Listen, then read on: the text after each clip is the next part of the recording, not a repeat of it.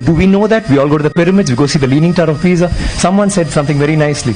He said, we are actually appreciating a building that doesn't stand. It's falling over and wow, let's take a picture, let's take a selfie, and we're getting excited. But we have temples today that stand and they didn't use plaster. Do you know that for this particular stone, they had to use a ramp which was 6 kilometers long, which was pulled by bulls, elephants and people. 6 kilometers long to get it up there, without any machinery, without any cranes, without anything. And they didn't have plaster. It's withstood 6 earthquakes. You know what happens when an earthquake comes? Without plaster.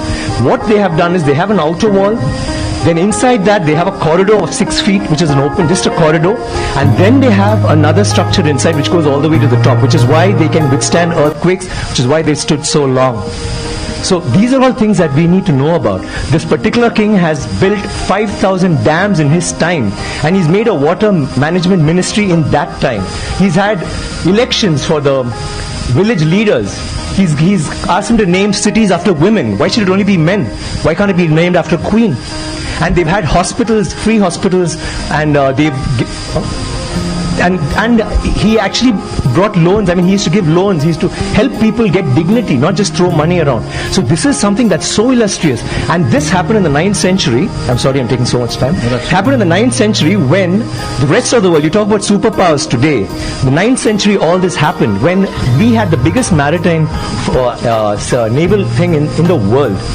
And it went all the way to Bali, all the way to Malaysia, and went till we sent emissaries to China. And you know what was the superpower doing then? America hadn't been discovered by Columbus till 500 years later. So think about our culture, think about how advanced we were. We need to be proud of this. It's nothing to do with North India, South India, West India, East India. It is, we are Indians, and we need to feel proud about that. And England is so illustrious, but England were invaded by the Vikings, and the Europe was in the dark ages during the 9th century. They had nothing going on. So don't you think we should celebrate history? Absolutely.